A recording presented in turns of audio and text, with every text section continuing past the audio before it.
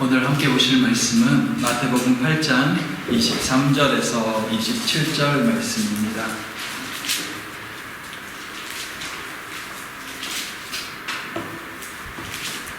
마태복음 8장 23절에서 27절 말씀입니다.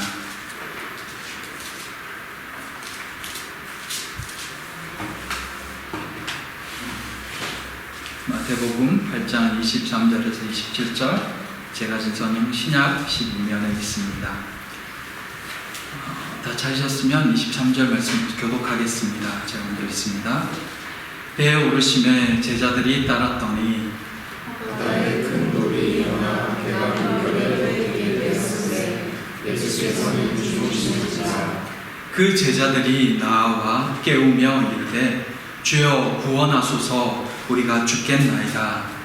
예수께서 이르시되 어찌하여 무서워하느냐, 믿음이 작은 자들아 주시고 곧 일어나서 바람과 바다를 꾸짖으시니 아주 잔잔하게 건너고. 함께 읽습니다. 그 사람들이 놀랍게 여겨 이르되 이가 어떠한 사람이기에 바람과 바다도 순종하는가 하더라. 아멘. 반갑습니다. 모두 한 주 잘 지내셨습니까? 이제 정말 휴가 시즌입니다. 날씨도 좋고 또 사람들도 많이 오고 가는 시기라 아마 마음이 분주해지는 계절이기도 할 것 같습니다. 모두에게 행복한 시간이면서 한편으로 신앙의 끈도 놓치지 않는 그런 모두가 되기를 바랍니다.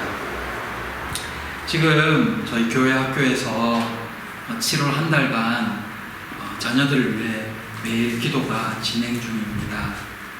함께 기도하시는 분들도 계신데 모두에게 정말 귀하고 특별한 시간이 될 수 있기를 바랍니다. 기도하면서 우리 아이들이 말씀으로 잘 양육되기를 바라겠습니다. 오늘 말씀은 갈릴리 바다를 지나시는 이 예수님과 제자들의 모습을 기록한 내용입니다. 오늘 본문을 통해 오늘 우리에게 하시는 말씀, 깨닫게 하시는 음성을 듣기를 소망합니다. 첫째, 그래도 가라앉지 않습니다. 본문 앞에서 예수님을 따르겠다라고 말하는 서기관에게 예수님을 따르는 삶이 어떠한 삶인지를 예수님이 걸어갈 길을 통해서 말씀해 주셨습니다. 머리 둘 곳조차 없을 만큼 예수님을 따르는 삶은 소망을 하늘에 두고 살아가는 삶이며 결단이 필요한 길임을 알려주셨던 것입니다. 그 후에 예수님은 따르는 무리들을 떠나서 바다라 불리는 갈릴리 호수를 제자들과 함께 배를 타고 건너갑니다. 작은 배로는 대략 한두 시간 정도면 충분히 건너갈 수 있는 거리였지만 온 마음을 다해 무리들을 가르치시고 또 치유하신 예수님은 육신적인 피로로 인해서 그 배를 타고 건너가는 동안에 잠이 드셨습니다. 아마 그 순간에도 바다의 노을은 계속해서 일어나고 있었던 것으로 보여집니다. 하나님이시면서도 또 인간의 몸으로 오셨기에 예수님께서도 누구나 느낄 수 있는 육체적 연약함과 피곤함, 슬픔, 기쁨을 다 느끼고 또 경험하고 계셨던 것입니다. 때로 이 사실이 위로가 되곤 합니다. 예수님은 이 땅에 오셔서 우리의 감정과 육신의 힘듦과 그 모든 삶을 직접 경험하셨기 때문에 우리의 마음도 힘듦도 고통도 다 아신다는 것입니다. 아시기 때문에 더더욱 외면치 않으시는 것입니다. 근데 그럼에도 아무런 변화가 일어나지 않는다면 그 또한 이유가 있는 것입니다. 큰 물결이 치는 바다에서 예수님이 주무시고 계시다는 것은 그 큰 놀이 위험하다는 것을 몰라서가 아니었습니다. 제자들이 두려워 떠는 것을 외면해서가 아니었다는 것입니다. 왜냐하면 예수님도 그 자리에서 직접 겪고 계셨기 때문입니다. 그럼에도 침묵하신다는 것은 그 또한 이유가 있는 것이죠. 사랑하는 성도 여러분, 육신적 피로로 잠이 드신 이 예수님의 그 모습이 오늘 우리에게도 위로가 되기를 바랍니다. 우리와 똑같은 상황에 처하신 예수님이 누구보다 우리의 사정을 잘 아실 것이기에 우리를 홀로 두지 않으실 것을 믿기에 감사하며 오늘을 살아가는 것입니다. 기운 내기 바랍니다. 여러분만 홀로 있지 않습니다. 주께서 아시며 함께 하십니다. 지금 주무시고 계신 듯 하지만 우리 옆에 계신 것입니다. 그 주님을 바라볼 수 있는 모두가 되기를 바랍니다. 믿음 좋은 분은 이 상황을 보면서 아마 의문을 가질지도 모릅니다. 아니, 예수님이 거기에 계신데 왜 큰 놀이 일어나지? 라고 말입니다. 예수님이 계시니까 오히려 더 바다가 잠잠해야 되는 거 아닌가? 라고 생각할 수도 있을 것입니다. 또 어떤 분은 바다니까 그렇지, 그건 자연현상이니까 충분히 가능한 일이야 라고 말하는 분도 계실지 모릅니다. 그렇죠. 자연에서 자연현상이 일어나는 건 이상한 일이 아닙니다. 아침이 되면 해가 뜨고 밤이 되면 해가 지고 달이 보이는 것이 당연합니다. 날이 맑았다가 비가 오기도 하고 때로는 번개가 치기도 합니다. 그게 자연현상입니다. 그런데 여기에 이 신앙이라는 말이 붙으면 이 자연스러운 현상이 불평이 되곤 합니다. 하나님 계신데 내가 예수님을 믿고 있는데 왜 비가 오지? 예수님이 계신데 왜 누가 아프지? 모세는 80이 되어도 강건했는데 나는 나이가 좀 들긴 했지만 그래도 예수님을 믿는데 왜 아프지? 왜 병에 걸리지? 나는 예수님을 믿는데 왜 내가 원하고 기도하는 일이 안 이루어지지? 왜 이리 힘든 삶을 살아야 되지? 살다 보면 이런저런 일들을 겪는 것이, 또 이런저런 일들이 일어나는 것이 인생이라고 말하면서도 신앙이라는 이름이 붙으면 그때부터 그 모든 것이 불합리하고 이상한 일로 여겨진다는 것입니다. 안 되면 다 하나님이 돌보지 않아서 그렇다고 하며 하나님 탓을 하곤 합니다. 때로는 신앙, 믿음이라는 이름으로 불가능한 일도 다 가능해져야 된다고 고집을 피우기도 합니다. 그러나 여러분, 신앙은 우리의 삶을 편하게 해주고 우리의 소원을 이루어주는 알라딘의 마술 램프가 아닙니다. 신앙은 우리를 영원한 생명으로 인도하는 도움이며 주께서 우리와 늘 함께하고 계시고 또 우리를 붙들고 계신다는 것을 더욱 분명하게 보여주게 하는 돋보기 같은 것입니다. 예수님이 그 배에 함께 타고 계셔도 큰 물결이 일어날 수 있습니다.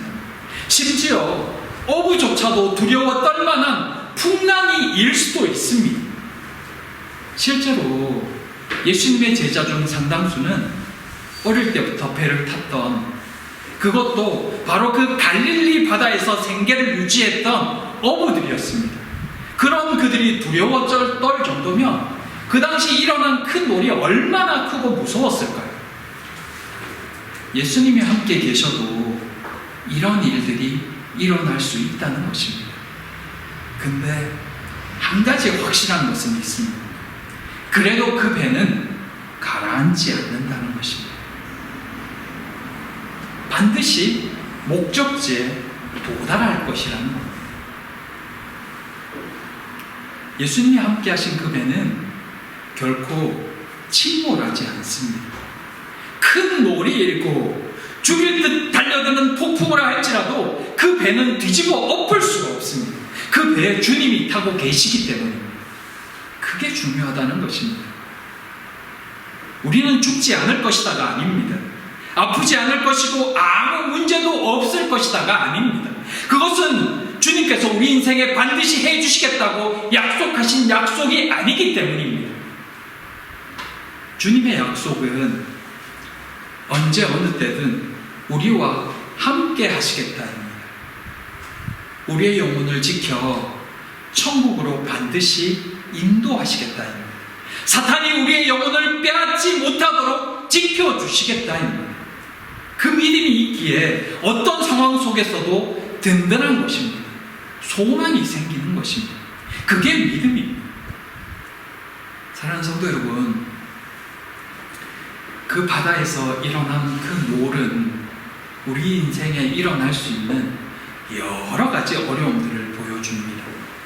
때로 우리를 위협하는 많은 문제들, 우리를 머리 아프게 만드는 여러 곤란한 상황들, 때로는 힘들어 지칠 만한 그런 일들, 단순한 것 같지만 결코 쉽지만은 않은 많은 일들 앞에서 우리는 어떻게 그 일들을 바라보고 해석해야 하는지, 또 어떻게 반응해야 하는지를 생각해야 하는 말씀입니다. 주님이 함께하는 인생은 주님이 그 배의 선장입니다. 주님이 인도하십니다. 그분을 믿고 오늘을 살아가면 됩니다. 내일을 염려하지 말고 오늘 우리가 할 수 있는 것, 우리가 걸어가야 될 그 길을 걸어가는 것입니다. 그러면 내일은 주님이 이끌어 가십니다. 바람이 아무리 불어도 끝나지 않습니다. 폭풍이 아무리 쳐도 예수님이 함께 하시는 이상 우리의 인생은 망하지 않습니다.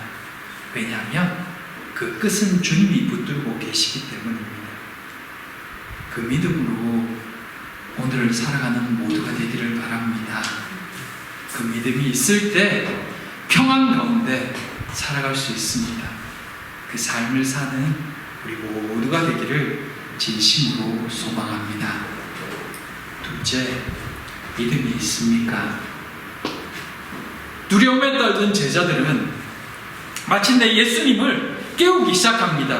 주여 구원하소서, 우리가 죽겠나이다. 그들은 정말 죽을 만큼 그 현실이 두려워서 자신들의 스승인 예수님을 깨웠던 것입니다. 그런데 잠에서 깨신 예수님이 제자들을 꾸짖기 시작합니다. 어찌하여 무서워하느냐? 믿음이 적은 자들아. 무서워서 무섭다고 한 것이 죄인가요? 잘못인가요?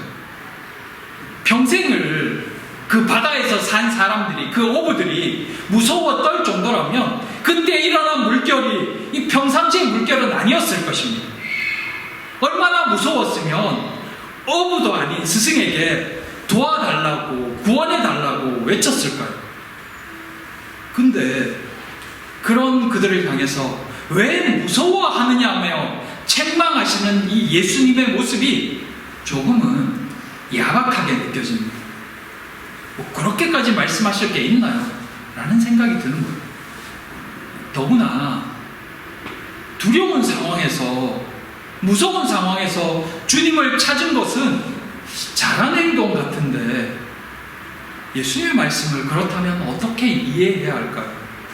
무서워도 두려워도 혼자 꾹 참고 스스로 이겨내야 맞는 걸까요? 혼자 맞서 싸워야 옳은 걸까요? 이 예수님의 책망을 이해하는 열쇠는 믿음이 적은 자들아라는 이 말씀에 있습니다. 그들이 예수님을 찾은 것은 사실은 믿음 때문이 아니었다는 것입니다. 지푸라기라도 잡는 심정으로 극단적인 공포 속에서 스승에게 무엇이라도 좀 해달라고 요청했던 것입니다. 마치 그 큰 풍랑 속에서 선장이 배 밑바닥에서 자고 있는 요나를 깨워서 네 하나님께 구하라고 외쳤던 그것처럼 그렇게 제자들이 예수님을 깨웠다는 것입니다. 예수께서 제자들에게 바라셨던 그 믿음은 어떤 믿음이었을까요? 살다 보면 누구나 두려움을 느낄 만한 상황에 처하기도 합니다. 살아있기에 두렵고 불안한 앞날을 알 수 없는 것에 대한 조종, 무서움을 느끼는 것은 어쩌면 자연스러운 감정일 것입니다. 하지만 그때라도 믿음을 말할 때에는 단순한 두려움 때문이 아닌 강한 신뢰를 동반해야 합니다. 할 수 있거든이 아니라 하실 수 있습니다라는 믿음이 있어야 합니다. 거기서 한 발 더 나아간 것이 그리 아니하실지라도의 믿음인 것입니다. 그리 아니하실지라도의 믿음은 어떤 경우와 결과가 일어날지라도 주께서 나에게 가장 유익한 길로 인도하실 것을 믿는 믿음입니다. 안타깝게도 지금 이 제자들의 믿음은 아직 혹시 하실 수 있거든에서 크게 벗어나지 못한 믿음이었습니다. 예수님 옆에서 여러 이적들과 놀라운 말씀을 들었음에도 불구하고 아직은 그들 역시 세상 사람들과 많이 다르지 않았던 것입니다. 사랑하는 성도 여러분, 곤란과 절박한 상황은 우리를 참 두렵게도 만들지만 우리의 신앙을 달아볼 수 있는 기회가 되기도 합니다. 그것은 또한 우리에게 스스로를 돌아보며 성장할 수 있는 기회가 되기도 한다는 것입니다. 고해도 내가 원하는 대로 되지 않을 때가 있습니다. 응답이 없을 수도 있습니다. 그런데 심지어 그 결과는 그렇게 우리에게 중요하지 않습니다. 중요한 것은 그 절박한 그 순간에 내가 어떻게 했는가를 아는 것입니다. 왜 결과가 중요하지 않을까요? 내가 간절히 구했는데 그 결과가 어떠하든 그 결과가 중요하지 않는 이유가 무엇일까요? 결과는 이미 하나님께서 아시기 때문입니다. 그리고 어떠했던 어떤 결과였던 우리에게 가장 선한 길로 인도하실 것을 믿기 때문입니다. 그래서 결과는 우리에게 사실 중요하지 않다는 것입니다. 정말 중요한 것은 바로 그 순간 우리가 어떻게 반응했는가를 기억하고 아는 것입니다. 그게 가장 중요하다는 것입니다. 그것을 아는 것만으로도 우리는 이미 성장의 단계로 접어들고 있기 때문입니다. 완벽을 추구하는 사람일수록 실패를 두려워하는 경향이 있습니다. 그래서 선뜻 첫 발을 내딛기를 두려워하죠. 근데 그런 말이 있죠. 실패는 성공의 어머니라고요. 이건 사실 신앙에도 정말 잘 맞는 말입니다. 실패를 떠나서 그 순간 내가 어떻게 했는가를 아는 것이 믿음의 성장에도 굉장히 중요하기 때문입니다. 알아도 믿음이 없으면 여전히 반복하겠지만 믿음이 생기는 순간 그 모든 경험은 스스로를 돌아보고 스스로가 어느 정도의 수준인지를 알게 해준다는 것입니다. 그러면 회개하고 주께 도움을 구하면 됩니다. 내가 이 정도밖에 되지 않는다고, 내게 믿음을 달라고, 나는 그 전에 그 순간에 그렇게 반응했었다고, 나를 불쌍히 여겨달라고 그렇게 구하면서 주를 더 의지하게 되고 그렇게 조금씩 더 주께로 나아가게 되는 것입니다.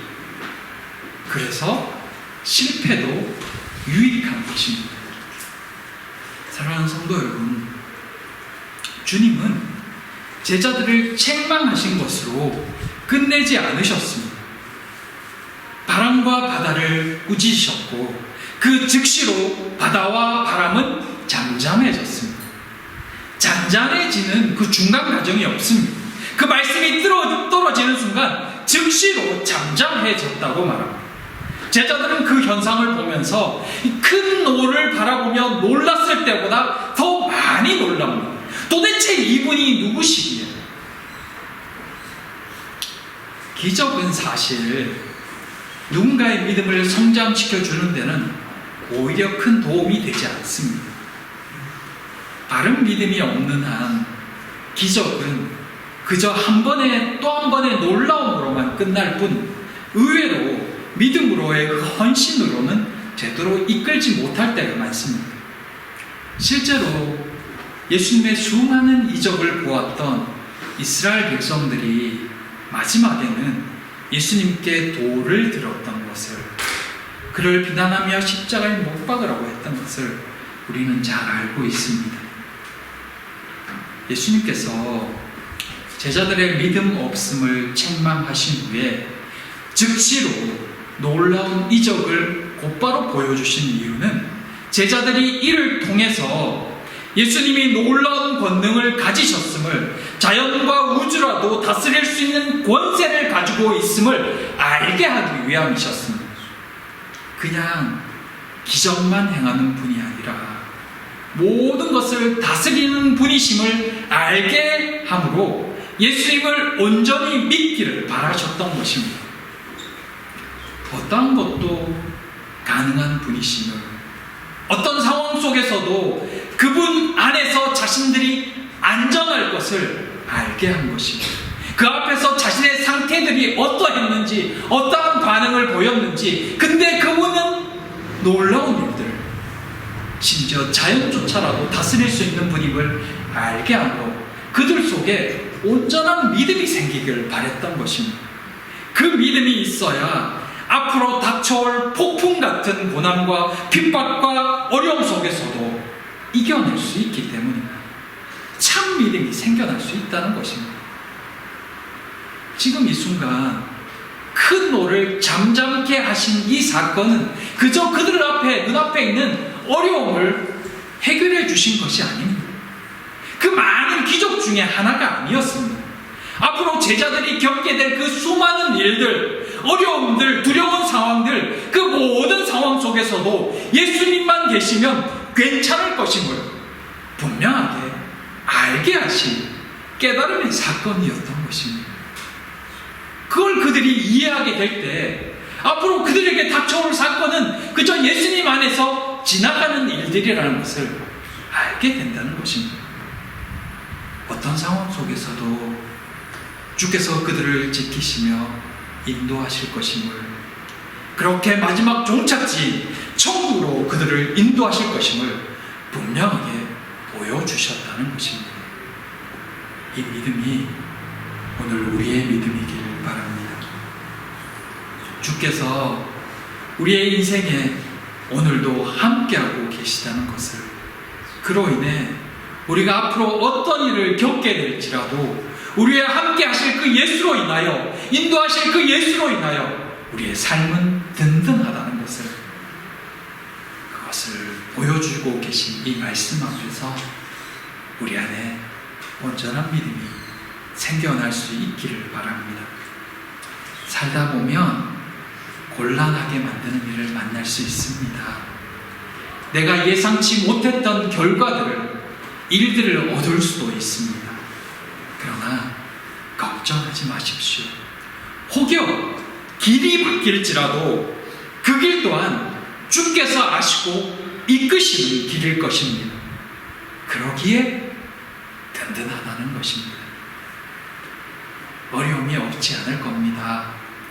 살다 보면 힘든 일도 만날 겁니다.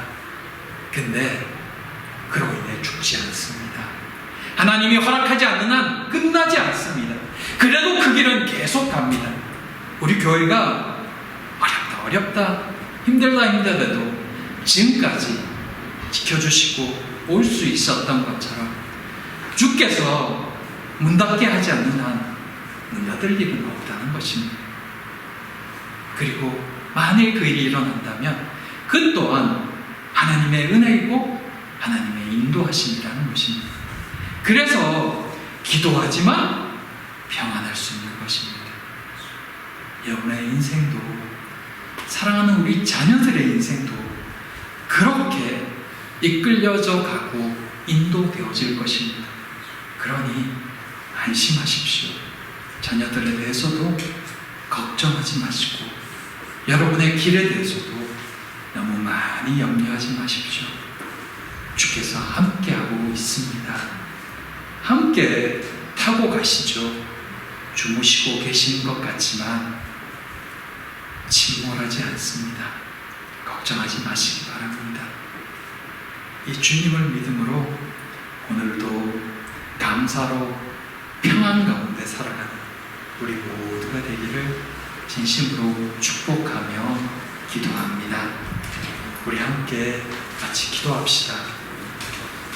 아버지 하나님, 아버지의 사랑으로 사랑하는 모든 성도들의 인생을 붙들어 주시옵소서. 사랑하는 성도들이 주께 감사의 마음을, 소망의 마음을, 기도의 제목을 담아 주께 예물을 올려드립니다. 하나님, 그 마음을 받으시고 귀하게 뜻있게 사용하시며 또한 응답하여 주시옵소서. 이 매물이 하나님 나라 확장에 쓰임받기를 소망하고 교회를 세우며 연약한 이들을 세우는 데 쓰임받기를 소망하오니 주여 응답하여 주시옵소서. 주의 뜻만이 서는 귀한 교회 또 귀한 성도들 다 되기를 소망하오며 예수님 이름으로 기도드립니다.